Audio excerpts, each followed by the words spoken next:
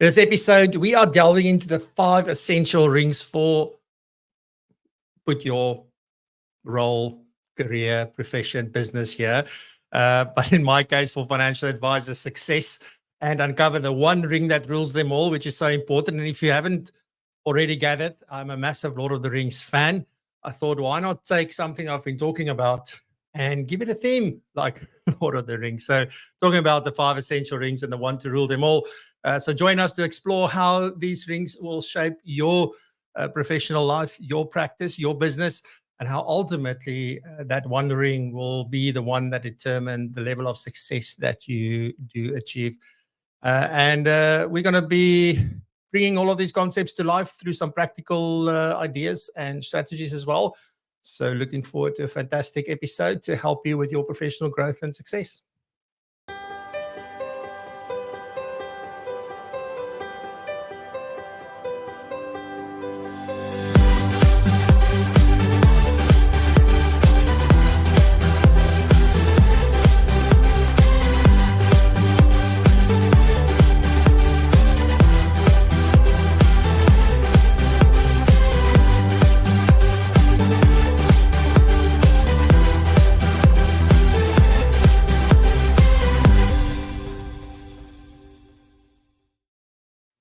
Good morning, good morning, good morning. Here's to the first one of the day. And geez, there hasn't been a day this week where I haven't been broadcasting something live. It has been busy. Anyway, so definitely not something I'm complaining about, something that I'm extremely grateful for, even, regardless of all the stuff that happened from last week, Thursday as well. It's been an interesting week. Let me just say that. So warm, good morning this morning. I'm seeing loads of people saying hi already in the chat. If you haven't, please do say hi. I'll say hi back to you in a second. Most of you I've seen at the events and things this week. So thank you so much. I'm not alone as usual, because why would I want to do this alone? It's not as much fun. And even like in Lord of the Rings, there was the Fellowship of the Ring, which I don't think Frodo would have made it past, just even getting out of the Shire if he didn't have company. So thank you for getting me out of the Shire. We haven't reached Mordor, luckily, but let's see. Anyway, for those of you not knowing what I'm talking about, it's all Lord of the Rings stuff. Anyway, so who's with me this morning? Hopefully all of you, but also we have Nikki here. Nikki with from the FBI with the latest news and all the good stuff that we need to know about, and the bad stuff. And also Norma is here, and she's going to talk about doing the hard things consistently. So looking forward to that one. And Tanya is back with value-driven advice, and she's going to be talking about articulating your value to clients, which is something we all really struggle. I struggle with that. When somebody asks me, so what do you do? I mean, that's literally what we're talking about. How do I explain to people what that is, right? In a way that would connect with them and with the right people. So looking forward to Tanya. Tanya, I have no idea what you're going to be talking about, but I'm pretty sure it'll something in that line. She's smiling down here, so let's see. And then I've got a couple of announcements, and then we're getting to the show. So let me say a warm good morning quickly to all the lovely people who is saying hi. David Kopp was in here very first. Good morning, all. Good morning, David. So David yesterday was crowned our very first prompting showdown champion. So well done, David. People voted for David. Quibus came in a second close, and Lihana was also there. She also participated. And I gave them a bit of a curveball during the tech event, and we said to them, like, yeah, you need to write a story, but 3 elements. And anyway, I loved it. And David emerged victorious. So well done, David. Nico van Wyk, good morning. Nice to see you as well. Ferry, goeiemôre. Hope het gaan lekker daar in Bloemfontein. Goeiemôre. Gary Nel, goeiemôre. Good morning. Hope it's going well. Don't know if you're in Pretoria or down in Mossel Bay or somewhere, but wherever. Good morning. Mr. Frank Agliotti, good morning, dear friends. I have an awesome day, or everybody should have an awesome day and keep making a difference. Yes, thank you so much. We've got Adrian Jordan. Goeiemôre, Adrian. Mr. Maximizer himself, Johan Westhuizen. Good morning. Dr. Rufaru back in the house. Good morning, Rufaru. I hope you're doing fantastically well. Cindy, good morning. Thank you so much for joining us. We've got Quibus. Good morning. Great 2 days of Propulsion Tech. You can repeat that message, Kobus. It was absolutely fantastic. Johan Bloemeres, goeiemôre my friend. Hope het gaan goed daar by jou. Willem Bester, good morning from a sunny Cape Town for a change. I just said to my wife, because the curtains was closed, And I said to her, like, we need to open these curtains. Like, it's been days where we haven't seen anything cool. So, Willem, thank you so much. It's absolutely amazing. Good morning, Mel. How are you doing? Nkosana, nice to see you. Top of the morning. Love that. Bronwyn, nice to see you again. Happy Friday. Happy Friday. Bob, nice to see you. Good morning. Thank you very much for joining us. Alfred, good morning. Nice to see you, my friend, as well. Thank you for joining us. Kuvendra, good morning. It's been a while, Kuvendra. Hope you're doing well. Alna, good morning. Nice to see you. Thanks for saying hi. Out of the shy, I need to say that carefully. Yes, I guess I should say that carefully. I'm following David. Johan, good morning. Nice to see you. Thank you very much for saying hi. Frank is saying he absolutely agrees with Quivers. It's been great Propulsion Tech Conference. And let's not forget the exceptional book launch. Yes, I'll talk a little bit about that later. So thank you so very, very much. Johan Basson, goeiemorgen. Nice to see you. Mary, good morning. Nice to see you. Thank you very much for flying the KZN flag. And then good morning, Salome. Nice to see you. And Vivian, nice to see you. Thank you very much for joining us. Alrighty, ladies and gentlemen, thank you so much for saying hi throughout today. Please say hi, chat, share your views and opinions, thoughts, anything. Please do that. I'll get to that at the end. But first up, here's Nikki McDonald from the FBI with the current affairs.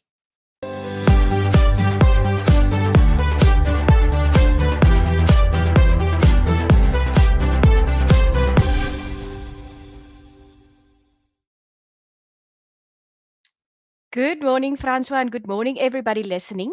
So, I've got 3 sets of news that I can share with you this morning. So, let's start with the negative stuff.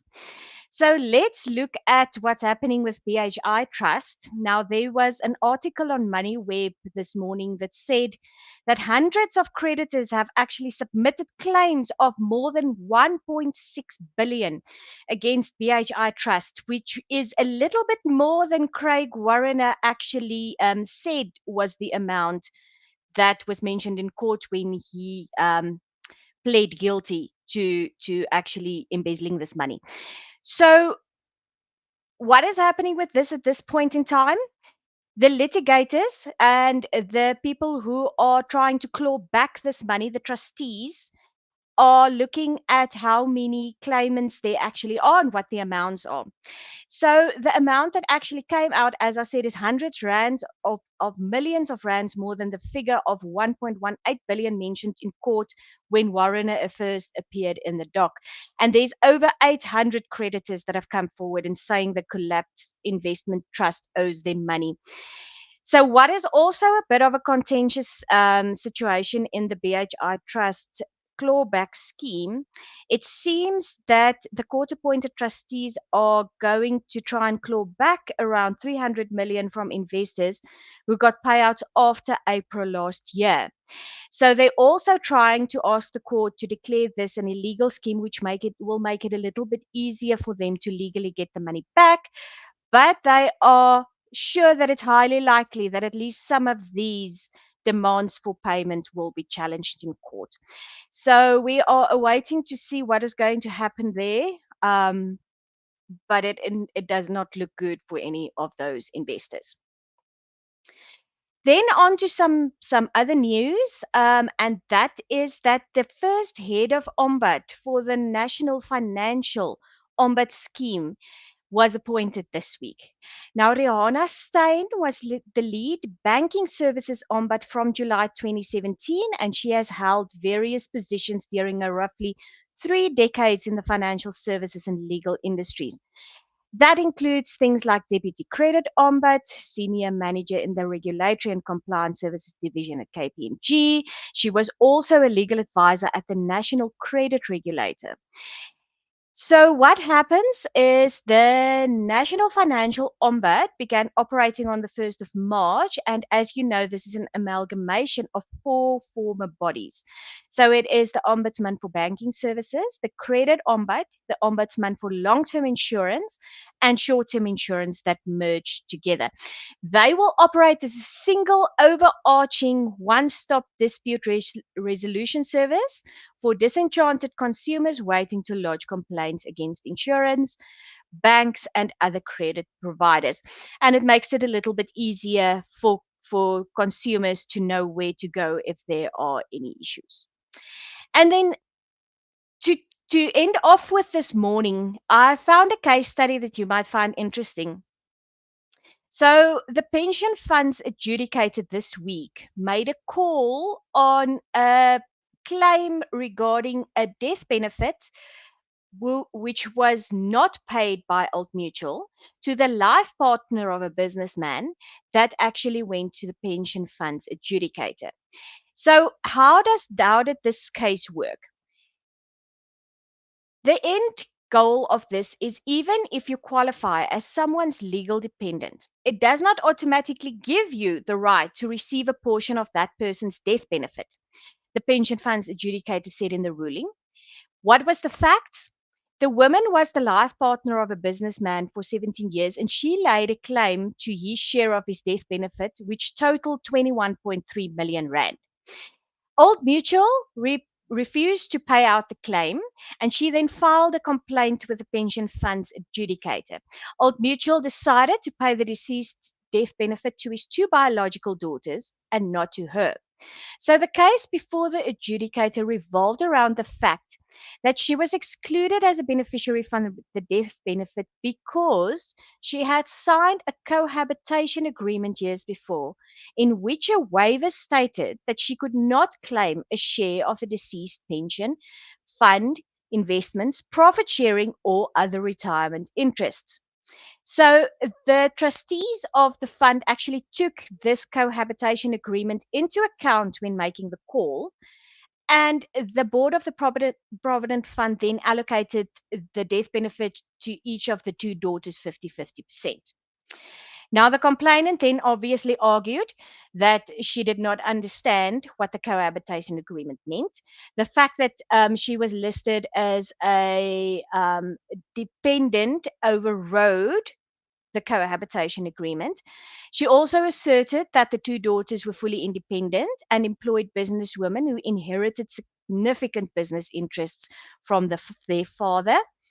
But it is also important to mention that the complainant was not left destitute. She did receive 7 million rand from various policies payable to her as a result of the deceased death. So, in the ruling, the pension funds adjudicator said that the fund was correct in identifying the deceased's 2 biological daughters as the beneficiaries of his death benefit. She said, although permanent life partners indeed does qualify as legal dependents, that does not mean that such a person is automatically entitled to a portion of a deceased life partner's death benefit. And they then obviously determined that the Provident Fund Board correctly allocated the deceased's death benefit and that there is no reason to set aside the board's decision, and the complaint was dismissed. So that is actually a very interesting ruling. Just shows you that some legal documents do carry some weight when it comes to the decisions of the trustees of a pension or provident fund. Thank you very much, everybody, for listening. Have a wonderful weekend from FPI. And then just on another note, for everyone listening who celebrated Eid yesterday, we wish you a joyous Eid filled with love, laughter, and countless blessings from FPI. Thank you very much, Francois.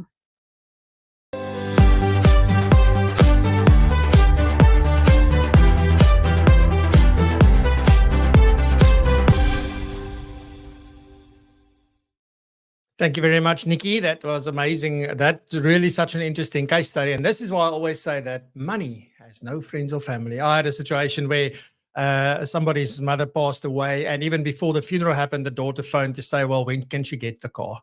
It's just absolutely crazy when it comes to money and how forgetful people can be from that point of view, etc. And also it feels to me like the very things she is sharing as reasons why the daughters are self-sufficient, etc., whether that would end up anyway. So, ladies and gentlemen, next up we have Norma, and Norma is going to be talking about how to do the hard things consistently.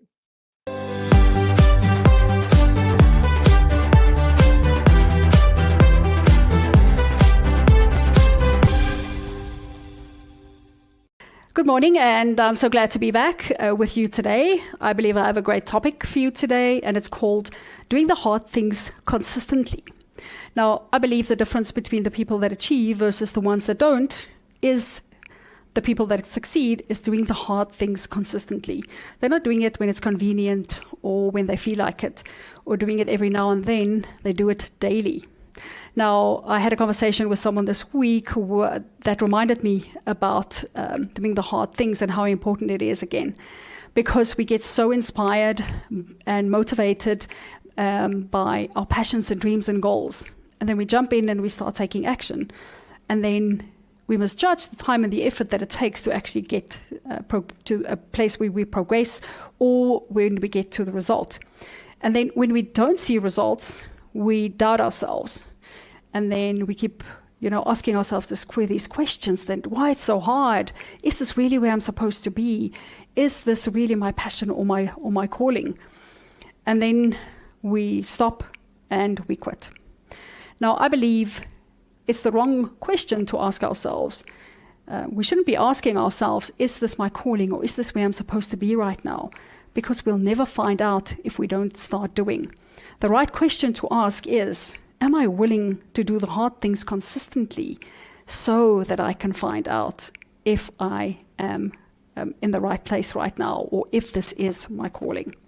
Now, I want to look at this topic today by looking at what are these hard things that I'm referring to. And then also I want to give you a couple of steps that we can take to stay on track, to keep doing the hard things consistently.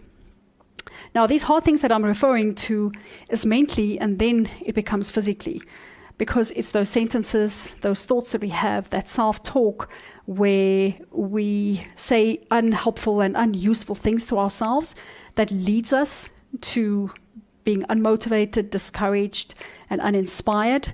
And then when we're discouraged, uninspired, it's very natural for us to not want to take action from that place. We would rather sit and do nothing. We would rather procrastinate. So if we say it's going to be hard, it's going to be hard. If we say it's going to be easy, it's going to be a lot easier. Now, how do we stay on track? How do we keep doing the hard things consistently?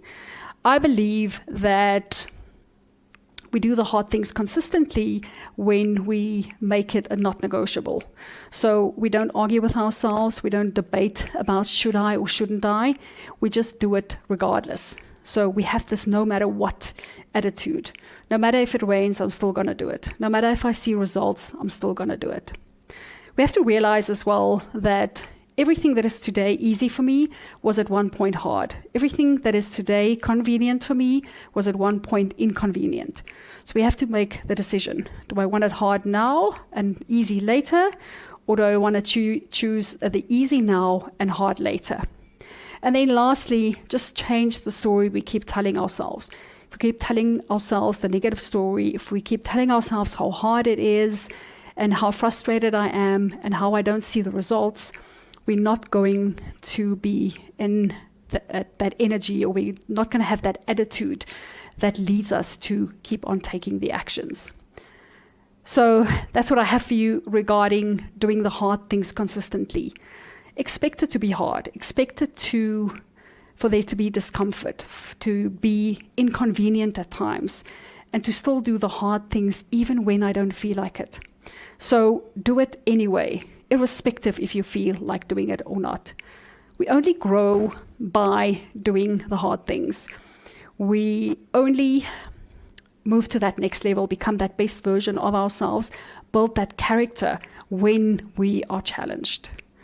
So thank you for your time again this morning, and have a great weekend. I will be back soon.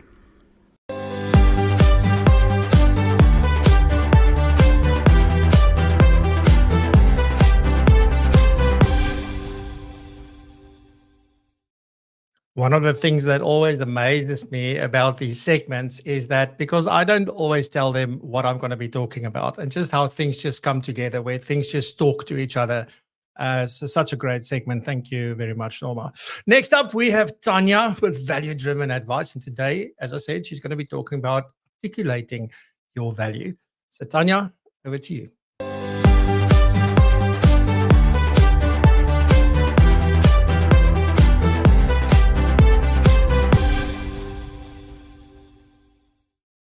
Morning, everyone. Well, from our previous two sessions, we actually started to discuss Firstly, the definition of value, and then also we went on to look at how your clients typically extract value from you, their advisor. So I thought to focus this morning on a very crucial aspect of value-driven advice, and that is to articulate your value. And after many hours of researching this topic over the last couple of years, we found that there truly is only one practical way to articulate your value, and that is through designing what we call a centralized investment proposition. Now, it has almost become a non-negotiable for an advice business, and a CIP can define the value that your client gets from you and what you offer. A different way, perhaps, is that this document needs to describe how your clients' lives or life will be better once they've dealt with you. It's also perhaps a document to say how you manage money for your clients. So you can see that the CIP really can contain a lot of aspects. But let's just perhaps again be clear on the term value. It's such a difficult concept, and I actually thought about it again over the last week or two. The big issue with value is that it's an internal thing. I may value beautiful things for my home, so I purchase this schmeck oven, and my neighbor might value her garden more. She might think, why on earth would I spend so much on a schmeck oven? And she would spend the same amount on her garden. So you can see how people value things differently. Value happens in our thoughts. It happens in our feelings, in our emotions.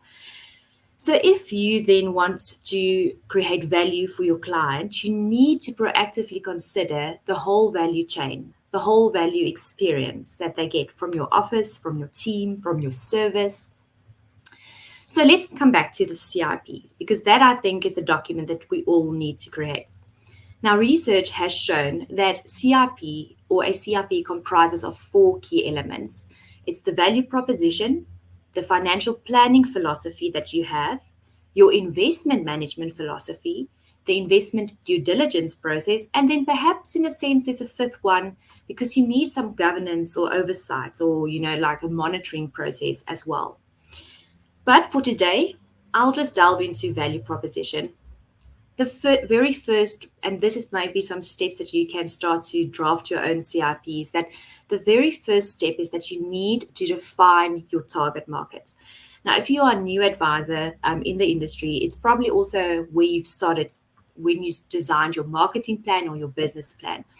But you need to define that target market. That is, in essence, the ideal person that you want to service. Now, targeting a specific market does not mean you exclude other people. All it means is that over time, you will attract more and more of the ideal clients that fit in your business model. Secondly, consider the value you add. Ask the question, what is the problem that your financial service offering can solve for your client? What are the negative pains, the negative emotions, the undesired costs or risks that your client won't experience from dealing with you? Thirdly, list your services that you offer and be very clear on the services you don't offer. Fourth, the benefits. Design or define the benefits that you offer. We call them some gain creators. Remember, if you sell performance upfront at your very first meeting, you're going to have to continuously sell performance, and you're going to be measured by performance. And if a client doesn't experience the performance, they don't experience value. So be very clear on what the true benefits are that you offer them. Step 5 and 6 go hand in hand. Your service level, your service offering, your service model, how does that look? Who do you service? Do you service clients electronically? And it goes into this, the 6th step, designing your fee structure. Do you charge a flat fee? Do you charge a sliding scale? Do you charge upfront fees? Do you charge clients differently early on when they don't have a lot of funds and then move them over to a different service model? So that's all part of your 6 steps, or the initial 6 steps that you can start to design your value proposition. I hope that this helps a bit, that it sparks some ideas with you. Perhaps you have struggled with certain aspects in your business because you have not yet considered to design a CIP. And if that's the case, I hope you stick around and join me again with some more talks on how you develop and build out the CIP so that you can articulate your value. Thanks so much. Have a great weekend, everyone.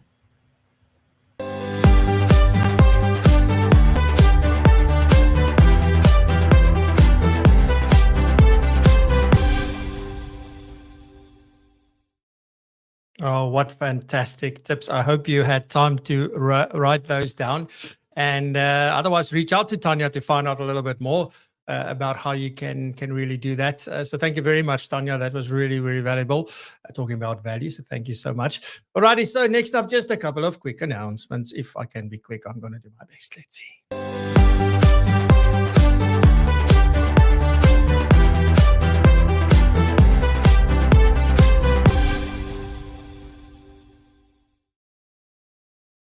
So the first one is not really an announcement. I just wanted to sort of give you just a very brief overview of what's happened this whole week. It's been absolutely crazy. So we started with Propulsion Tech on Tuesday. We hit off the first day, and it was just absolutely mind-blowing.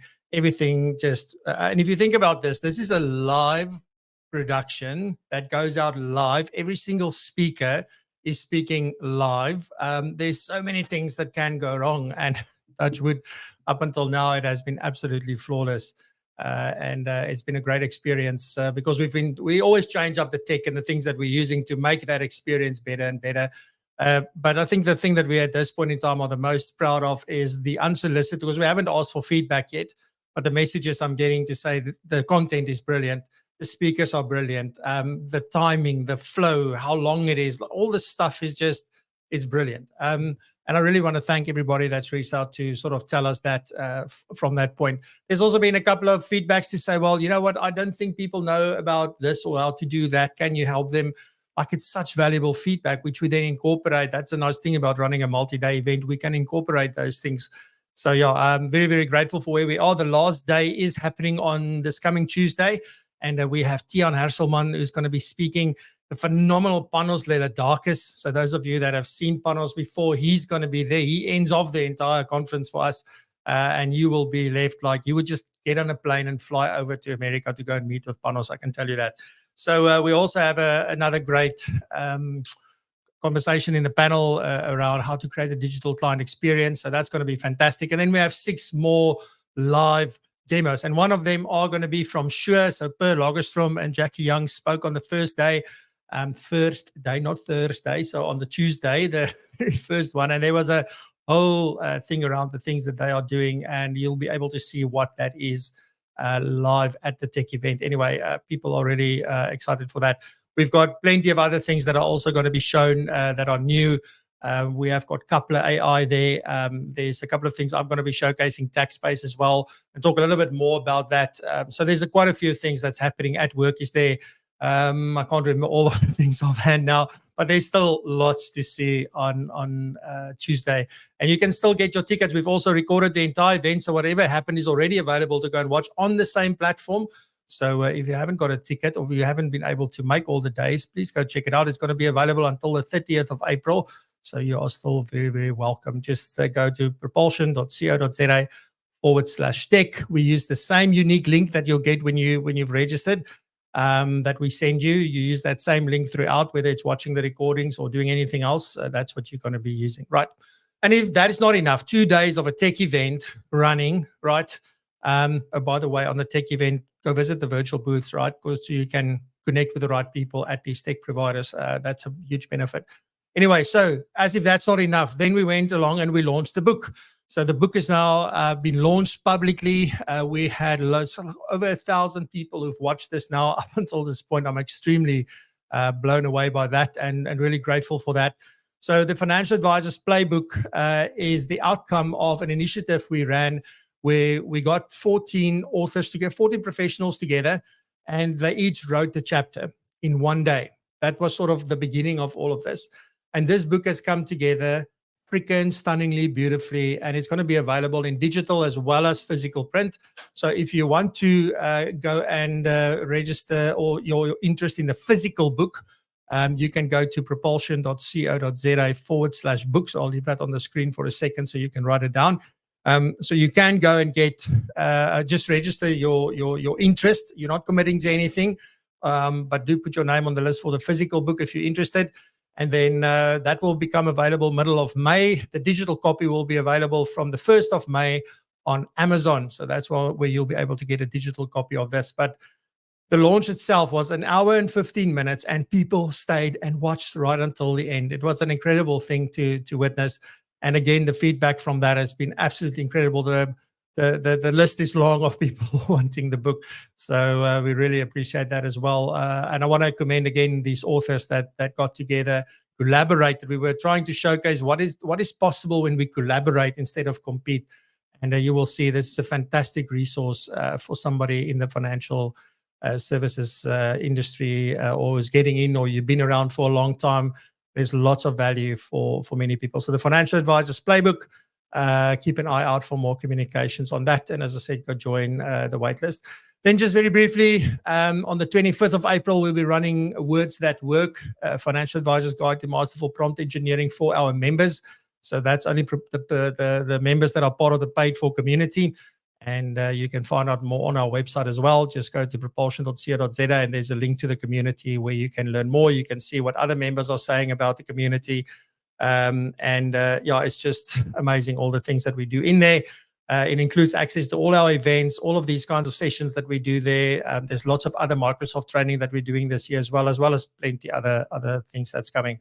So amazing stuff. One other thing that's included for our members, but you can buy a ticket if you will. So our next day of CPD is happening on the 22nd of May. So this will be the first one for the year. We're going to do 4 of these. They are $4.95, including VAT. So you will be able to earn, if you attend all 4 day of CPDs during the next year, you will be able to get close to your 18 points because it depends on how these points are allocated, etc. So I can't commit to say you will get 18 CPD points, but you will get very close to 18 CPD points if you attend all 4, or you just attend the ones that you decide this is great. So each of these are $4.95, and the first one is going to go on sale next week, Monday. So we'll be sending out some more information on that as well. That was a lot of quick announcements. That was not so quick. Anyway, let's get into the topic.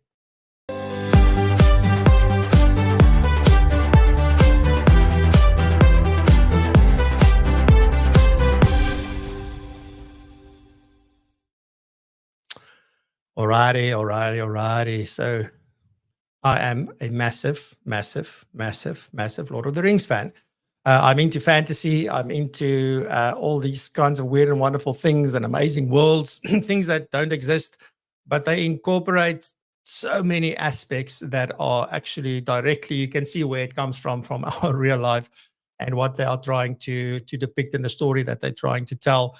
And Lord of the Rings overall is a thing about good triumphing over evil and all of that kind of stuff. So I know some people have got a very different view around that. But anyway, so I'm going to take the good from it. And I want to talk a little bit about that. And these 5 aspects is something that I've been talking about for a long time. Recently also, Stephen Bartlett in his book, he was also talking about this. So there's a very strong correlation between all of this. And I guess, for me, once principles have been discovered or they've been set or, whatever, a principle is something that stands the test of time. Doesn't matter whether you're in the 1800s or the 2100s or wherever you're going to be. A principle is something that always will be true. It's not changing. It's like the principles of investing. We might invest in new things, in different things, but those principles still apply. So whether cryptocurrency is the new thing, or whether you still think that gold is the thing, the same principles when it comes to investing can be applied to both of those scenarios. And there's certain aspects that we need to understand. And this is what this is for me. These 5 rings and the one to rule them all are principles. These are things that you have to have if you want to be successful. And the one ring to rule them all that I'm going to talk about is the one thing that is going to either make you super successful or average, or even maybe keep you from success at all. So I look forward to also sharing that with you, right? So because we want to do this properly, I even went ahead and made a couple of slides for today. So the very, very first ring that I want to talk about is the ring of lore. So what is that? The ring of law. So if you think about any sort of, those of you that might be into tabletop games or gaming or any of those kinds of things, or even into fantasy reading, and that law is really the thing that you want to know about, when it comes to all of these worlds. It's the knowledge. So we need knowledge, and this is very important. So without knowledge, we can't do the things that Tanya was talking about a little bit earlier, that we are able to add value and do things for people, etc. So knowledge is really the very first ring that you need. It's very, very important, right? So if you think about it, there's two types of knowledge here. There's the theoretical knowledge, so our book knowledge. I don't have a book with me. So we need the theoretical knowledge because that gives us a starting point. Doesn't make you experienced. It doesn't make you a professional. It doesn't make you wise. It doesn't give you wisdom or anything like that. But it is the starting point for you to say, well, now I have a framework or a body of knowledge or something that I can work from. Then there's also the knowledge that we attain from our practical experiences. So the things that we do will teach us something. Now, the difference between the two is this, that often on the practical side, we learn through failing.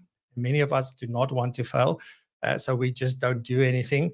But the challenge with this is it's a very long learning curve, unless you do a lot of the stuff. Like, for example, when we started the show, and for 75 days in a row, I learned a lot in a very short space of time. So it's very, very possible to do that. But now that we're going live once a week, I mean, to do 75 episodes now takes 75 weeks, whereas the first 75 episodes took 75 days or a month and a half, 6 weeks. So it's a difference that so you can really speed up that knowledge by doing a lot quickly. But the problem with knowledge as well is if you consume too much, it also gets lost in the process. So you don't want to be doing that. I think it's really, really important, right? So, but both are very important. So theoretical knowledge, if you think about doing something like a course, reading books, those kinds of things, you do online courses, you can really learn a lot very quickly. But then it's really taking that and also using it in practice to see how it plays out for you. That's the important part, right? So the practical part also comes from that. And obviously we learn from life experiences. So that's how we acquire our knowledge. But if we don't use that knowledge, somebody the other day very proudly said that they read 100 books for the year. And I said, oh, so that's almost 4 books, or a book every 4 days. And for me, there's no value. I don't know this person, and I don't know, people are different. I battle to read 4 books a year, but it's what do you do with that? So you can read and read and read and read and read, and that's absolutely fantastic. But which of those things have you implemented? Which of those things have made a difference? So for me, there's often more value in reading one book 100 times. But every time you read it, here's another thing. I'm ready to implement this now. Now I can implement this. Because you also can't go and implement the whole thing. So that part is very important. So just think about, of all these things that we are reading, what are we really taking from it and implementing? All right, because many of these books also say the same thing over and over and over again, just in a different way. So that's the first one, the ring of law. So that's knowledge, okay? The next one is the ring of craft. And when I say the ring of craft, what am I talking about? It is skills. We need skills. And what do I mean by skills? It's really the ability to perform a task really, really, really, really well and effectively. So it's that thing that you don't need to think about it too much, right? When we're still learning, I always say, like when we were taught to drive a car, we were busy learning driving a car. If you had to change gears, you looked at your foot at the clutch and then at the gears, and then you were off the road. Because you couldn't, and then your instructor had to say a lot of the times, you need to look in the mirrors, you should look left and right, those kinds of things. Today you do it so well that sometimes you end up somewhere you don't even know how you got there. That's how we just do it, because we got so skilled at it, and yeah, granted, some people do drive better than others. But at the end of the day, you've learned this skill where you don't have to think about it anymore. You can just do. And that's when something translates from knowledge into skills. You can really do it. And also, you understand that if you do this, it is going to impact these things. So think about those of you who just finished your postgrad and you're going on doing your PCE, or maybe you did just do your postgrad and you did just pass your PCE, how different that is when you get into practice as well. When suddenly you need to think about, okay, so this thing, and then what are all the, so you have to think about what are all the things. Whereas in time, the more you use this, you're just going to go like, yeah, we can do this, but then we also need to look at X, Y, and Z. So that's when you know the skills that really develop. And the way that we can develop these skills, and also skills that are relevant to what it is you do as a professional, right? There's technical skills, right? So the CFP stuff. So we got to have that. For me, that's the ticket to the game if you're in financial advising. You've got to have the technical knowledge. The fact that we don't talk to clients about that it's not even a consideration. The fact is that you can't talk to a client unless you know what's happening in the background and you know that what you are talking about and the way you're explaining it, that things will work from a technical perspective. So you need your technical knowledge. The second thing you need, and there's been I'm very happy that there's been a lot of focus on that again recently, is your interpersonal skills. So these would be your human-to-human skills. It could be some people do coaching courses. There's other things that people are doing, transitionist planning and all these kinds of things. But it all has to do with how do I connect with the person across from me and how can I have a conversation? How can I listen better? How can I be a better understanding of what it is? And how can I put more focus on the person across from me rather than on what we're looking for? So that interpersonal skills are really important. And the third thing that's really important from a developing skills point of view, so the first one just is the technical skills. The second one is interpersonal skills. And the third one is problem-solving skills. Because many of the clients you'll be seeing as like, you can easily identify because clients do have overlapping needs. Their situations and their things might be different, but at the core of it, it's really the same issue. It's just how it applies to them that's a little bit different. But sometimes there's these things that crop up that, well, we haven't had this before, this is new, or there's new legislation that comes out that suddenly impacts the advice that you've been giving before. So those are the kinds of things that are really then important and difficult. So the other thing then is obviously like you want to use these skills or leverage these skills, right? So how do you use these skills to improve efficiency and to improve productivity? Again, when you are looking around, like, where's the shifting stick and what do I need to do here? And I know some of you go say, yeah, just get an automatic car. Yeah, sure. There's still a few things to learn when you want to do that. But at the end of the day, when you get really skilled, you can really improve efficiency and productivity.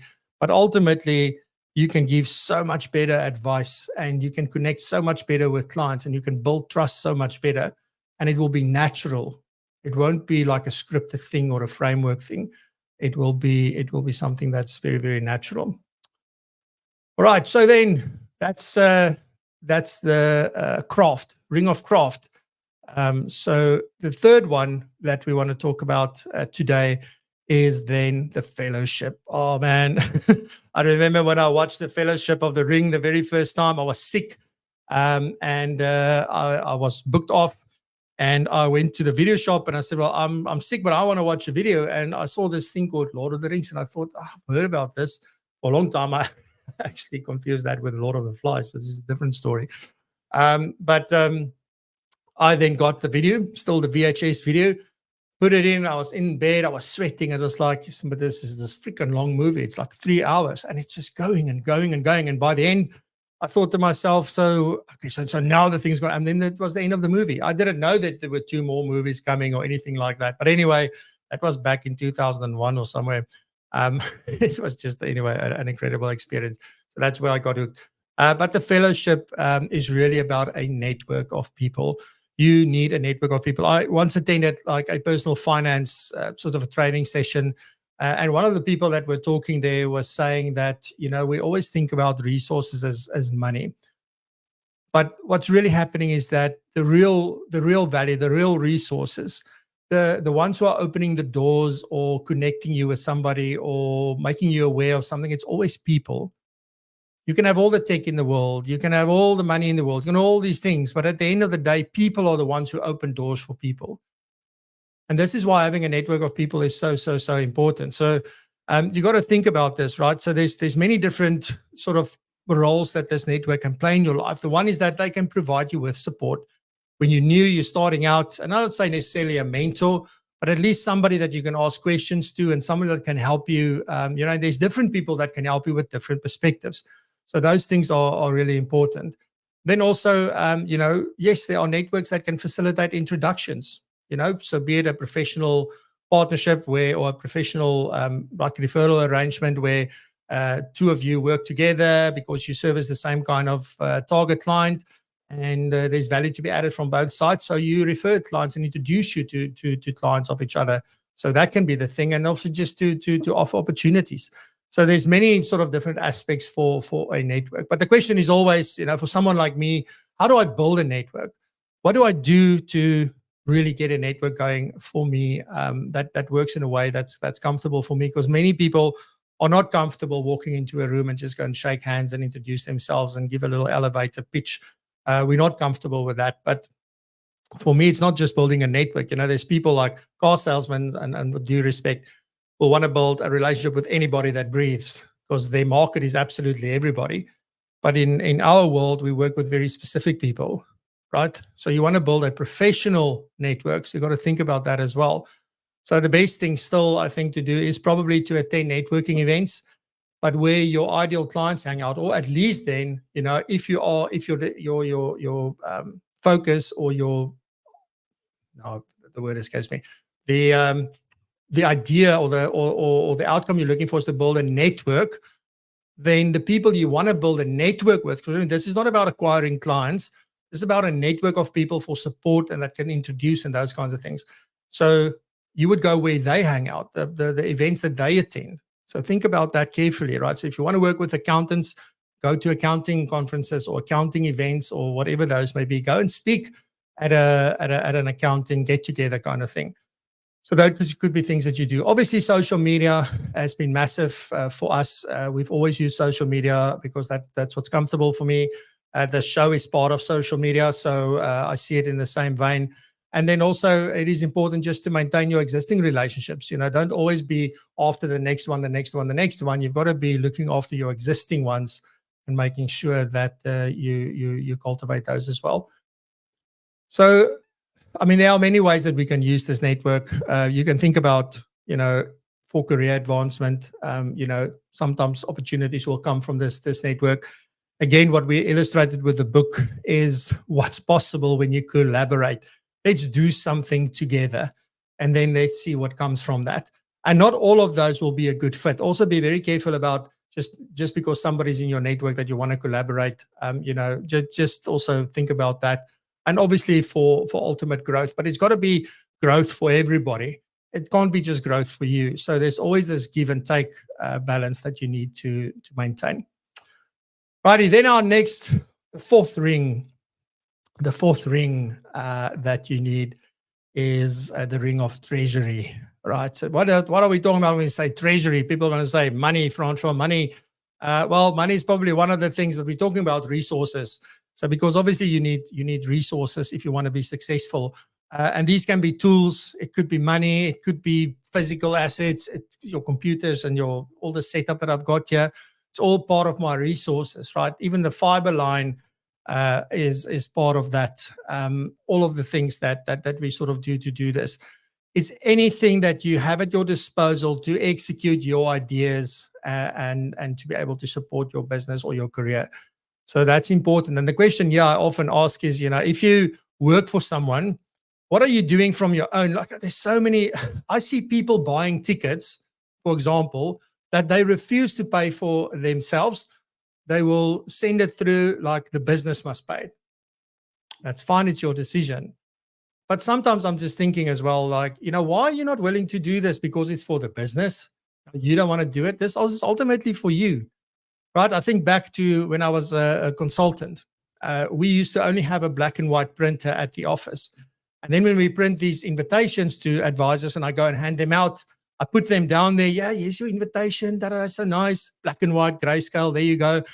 And then the other company stuff is there in full color. I went back to the office. I said to the manager there, I said, look, this is really not looking good for us. It's like a hand-me-down kind of invitation. Can't we get a color printer? I said, no, we're not doing that. I went from there to Macro. I went and I bought a color laser printer. and my invitations went out in full color. I didn't give a crap like, oh, but no, they're supposed to buy this for me. Ultimately, it's about what are you proud of? What are your standards? What are the things that you want to do and grow and attain? And be willing to invest into those. Those are very important aspects, because otherwise you're doing it for someone else, which is a complete waste. Anyway, so let me not go down that road. Also, if you want to access resources, that's also where your network sometimes plays a big role. But you really got to think about that. And a big part of your resources also is obviously people. So it's the people that work with you, but it's also the people you work with. It's people that sort of support you around you. So all of those are there as well. So it is really important that you manage this. I saw this picture the other day again of all these ladders that's just lying on top of each other. And they said, you can have all the resources in the world, but you don't know how to use it. It's futile. So also the resources that you've got, go and make a list of these resources and say, well, am I using them effectively? Am I using them correctly? And where there's people involved, what am I doing am I being a resource for them as well? So just some powerful questions to go and ask yourself. Then the last ring, before we get to the one ring to rule them all, is the ring of heraldry. It's such a big word, but it's such a fancy word. I really, really love it. So what are we talking about when we say the ring of heraldry? Well, it's your brand. So important that there's a personal brand, there's a business brand. We all know this. But the brand defines how you are perceived by the world. And either we create that brand or the world then creates that brand for us. And I would rather be the one that creates that brand and that are in control of that, than I leave that to somebody else to do. So that's very important. If you really want to build a brand, I think it should be a very, very authentic brand. Just again, I think probably, I won't say this is bottom up, but people do know that I'm very emotional. And on Tuesday morning when we started, I was still busy. You have no idea what goes on behind the scenes. And I was still scrambling. The next moment, the opening thing played and I wasn't ready. And when I looked at it, I got very emotional just while the African opening was playing, to think everything that happened in such a short space of time that was out of my control. And yet we still able to launch this event. I just was completely overwhelmed. But I'm also not shy. And although I didn't leap into tears and all that kind of stuff like I sometimes do, people could see. They could definitely see. But that's all about being authentic. It's not about be proud of who you are, own who you are. So that authentic brand, that's what you want. Don't build something that you think people will want to see or that you think people will resonate with. People will resonate with the stuff that you do naturally. And if you're the same person in public that you are at home, then you're on the same track, or on the right track rather, and the same track, I guess. But it's very important to just consider that from that point of view, because that is the thing that will distinguish you from your competitors, right? So if you want to build this strong, authentic brand, it's got to reflect your values. So remember, one of the things I always say is you've got to stand for something. So what is important to you? What are the things you're not willing to compromise? I'm not talking about morals, what's right and wrong. I'm just saying what is important to you as an individual. And make sure that people know that, because people who value that will then connect with you and align with you on that. So that's very important. You want all of these things that you say, the way you show up, all of that, to be the thing that people always see, that people are always familiar with. And if I meet you at a conference, it's the same person that greets you than what you see on screen. That's the most important part to me. I think the biggest thing that a lot of us really struggle with, me in particular, I really, somebody said to me the other day, you got to be more aggressive. I just can't, it's very uncomfortable for me. But you got to promote your brand. You got to do it very, very well. And again, we can use social media for that. We can use, blogs and articles and those kinds of things.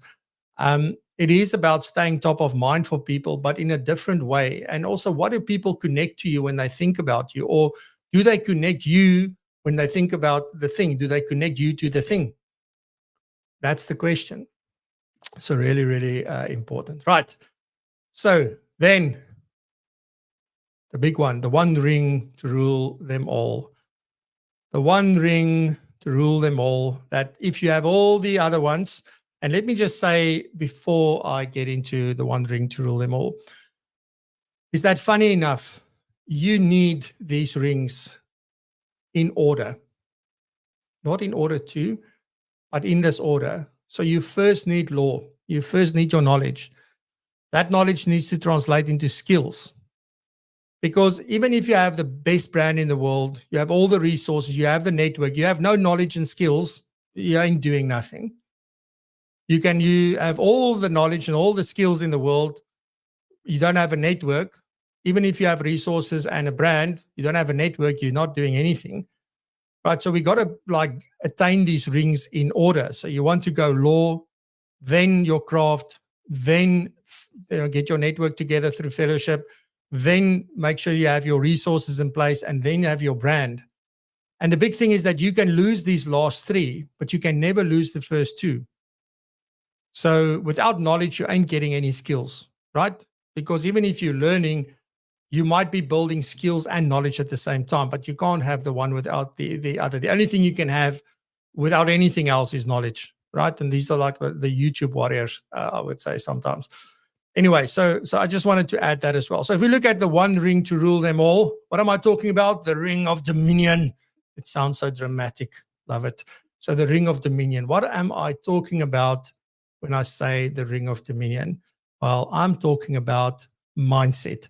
Because everything in the world starts with mindset. You can have all of these rings in place. You can have everything. You have a negative mindset, a mindset of lack, a mindset that nothing that I touch is work, like all of these kinds of things.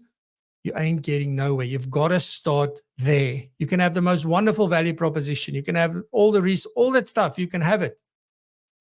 But if your mind is working against you, you're going to find it very, very hard to attain the level of success that you are really, really capable of. And I can tell you this unequivocally. As you reach one level, suddenly the level that a few years ago you thought you would never get there, if I could just get to where I am now, back then I said, if I can just get here, I'll be very, very happy. Now that you sort of get here, you suddenly see, but then if I can do this, then this is possible. And you get there and you go, okay, but now the next thing is possible. And it's not about doing as much as you humanly possibly can. It's just suddenly your mind realizes it was wrong. It is possible. It's the most amazing thing, but you've got to feed your mind all the time with positive stuff. Stay away from the news. Stay away from negative talk. Stay away from the Facebook feeds. Don't get involved in these things. Rather spend that time acquiring knowledge, working on your skills. Personal growth, spend time with family and the good ones, not the ones who's talking all the things that are bad in South Africa and everywhere else.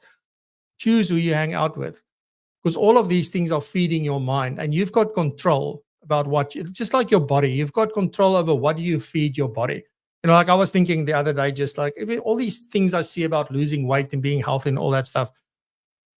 And everybody's got their system or some sort of a pill or some sort of a powder or something, but it's so simple, right?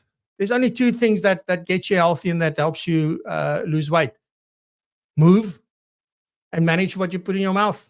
Or manage your mouth. That's it. It's simple. Principles, right? So the same thing with your mindset. Be very clear around what is it that you feed your mind all the time. You got to start telling yourself all the time that this is possible. If Francois can do it, I can do it. Because trust me, there's nothing special about me. Even the most well-known people in our profession, if you think about them, and you just go like, yeah, but they're 20 years ahead of me. Yeah, but so what? They were where you were once. The only difference was that they didn't see limits. They grew. They kept on feeding themselves with the right stuff. So that's what's really important. So really be cognizant of what it is that you put in your mind and that you think about every day, the people you hang out with and the impact that they have on that. So the one ring to rule them all, the ring of dominion is mindset. So please be very, very cognizant of that.